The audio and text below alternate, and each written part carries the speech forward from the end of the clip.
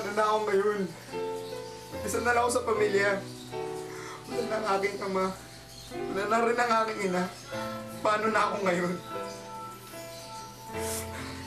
Layo, huwag ka mag-alala. Aalagaan kita. Mamahalin kita na parang bigay sa'yo ng magulang ko. Papalitan ko kami ng pagpamahal. Maging mabuti ka sa anong bata. Maraming salamat, Tito.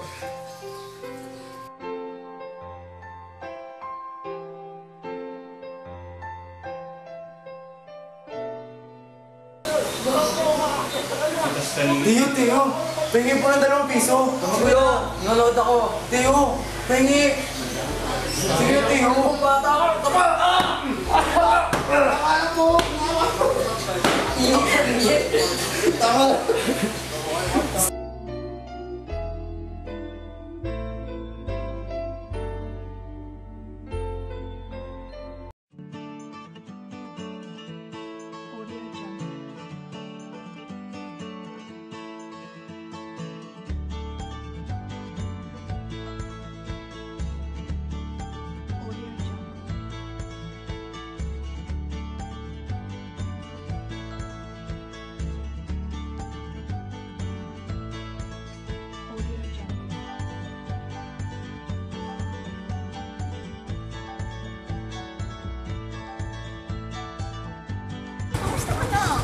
Sado ka na.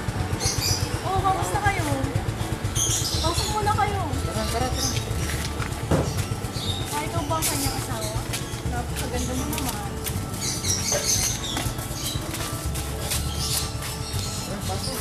Pasok kayo. Sige, huwag kayo mahiya. Sige na, pumasok ka na minsan. Ganda naman kayo. Uwi na muna kayo. Huwag kayo mahiya. Napakaganda mo. Sige, pasok na kayo. Maghahanda ko na kayo ng pagkain.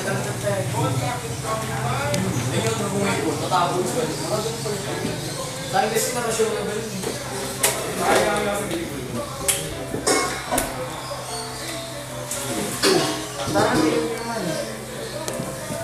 Huwag kayong mahiya, anak. Anong sasabi mo dito sa San Roque? Ang ganda-ganda naman dito sa San Roque. Talagang maganda dito. Oh, pinsan, parang seryoso ka. Ano naman kung bakit ko ba? Ano naman Pinsan, kalimutan mo na yun. Tapos na yun, matuto ka magpatawad. ngunit hindi ko talaga makakalimutan mga karanasan ko doon. Huwag kang mag-alala, pinsan. Nakikita yan ng Diyos. Di ba hindi kami magkakaroon? Hindi! Matagal lang mo lang dito ka isang linggo. So, magpalamig ka muna.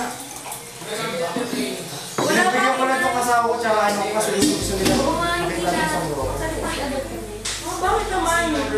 Wala pang ina eh. Baka pumunta siya sa kapitbahay. Ayaw niyo ba siyang mangharap? Sige, minsan maraming salamat. Muna na rin kami. Minsan, dito muna kayo. Hindi, sige, mauna namin na. Salamat ha. Sige, una na kami. Maraming salamat. Sige, mag-ingat kayo ah. Salamat po. Sige, salamat din sa'yo. Sige, mag-ingat kayo ha. Sabihin ko na lang kung na eh. Paglabas natin sa pintura sa masarap na rin. Pili mo nga si ano eh. Bang! Mag-ingat kayo. Sige, salamat. Salamat, sige.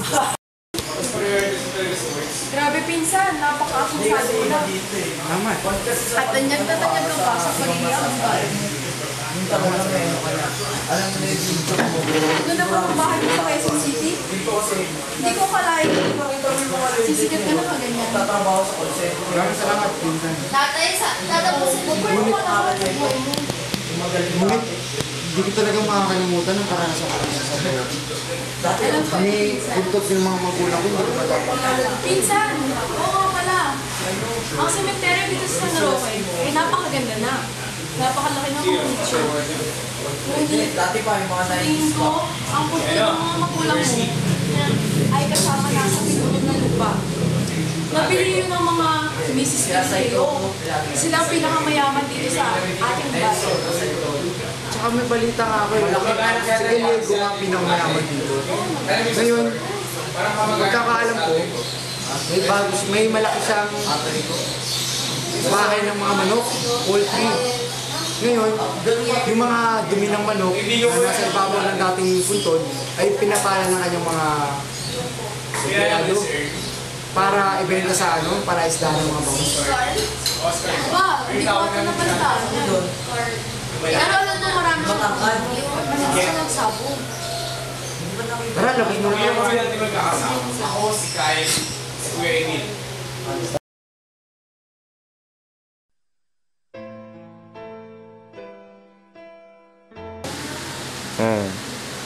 Alam niyo po ba na kayo lang po ang kamag-anak ko matutuntun dito sa San Roque?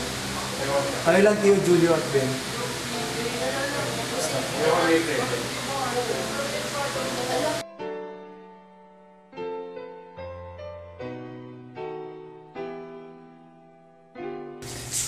Sa kasawayang palad, ang pinsan kong mayaman ay nagkasakit. Lagi lang siyang nasa pribadong ospital at binabantayan siya ng kanyang may bahay.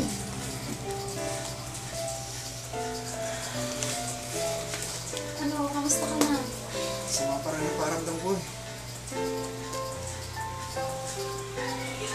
Sige sana, si Tukad daw si LG.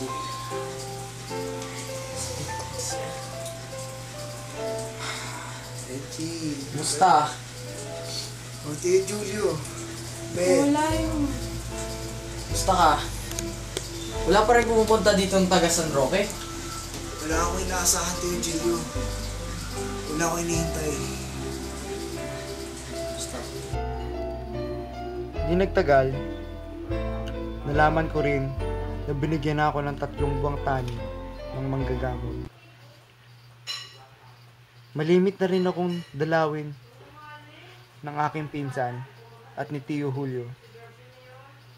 Minsan, nararamdaman kong naiinip na ako dito. Nalaman ko rin may cancer pala ako. Ngunit hindi nila sinasabi sa akin. Kay lakas-lakas kong tao pero may cancer pala ako. Akala ko'y ulcer lang nung una. Hindi pala. Ito pala ang pinakamabagsik. Bakit naman kaya ako ang pinakapili-pili nito? Siguro'y nakalimut ako nung kumain noon. Ay, buhay. Minsan, kinausap ko na rin ang aking asawa at si Tio Julio kung saan ako ililibing. Kung sa Maynila ba o sa San Roque. Ngunit ayaw pag-usapan ni Tio Julio ang tungkol doon. Sapagkat ayaw nilang minawalang mamamatay na ako.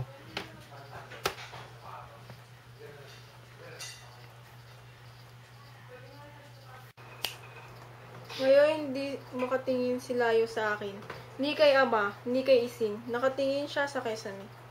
Nakaangat ang kanyang baba at tila mga mata ng isang bulag ang kanyang mga mata. Alam ko naglalakbay ang kanyang diwa. Marahil, nalalaman ko kung saan naglalakbay iyon. Gusto kong isipin na iyo'y sa aming bayan. Gusto kong isipin na ngayon naglalakbay ang kaluluwa ni Layo patungo sa aming bayan. Gusto kong isipin na ngayon tila mga tuyong dahon ng nalalaglag ang kanyang mga hinakit. Gusto kong isipin na paglalakbay ng kanyang kaluluwa sa paglalakbay ng iyong pagbabalik ay nakatagpo siya ng kapayapaan. Nalagay sa mga pahayagan ang pagkamatay ni Layo. Ang sabi sa pahayagan ng ilalagak daw ang kanyang bangkay sa San Roque. Ang kabao ni Layo ay isinakay sa isang itim na kotse. Mula sa Maynila, naglakbay iyon sa mga bayan-bayan. Tumigil iyon sa mga bahay pamahalaan. Nanawag ang naka-uniformeng super at ipinagbibigay alam ang pagdaraan. Hapon na nang dumating iyon sa San Roque.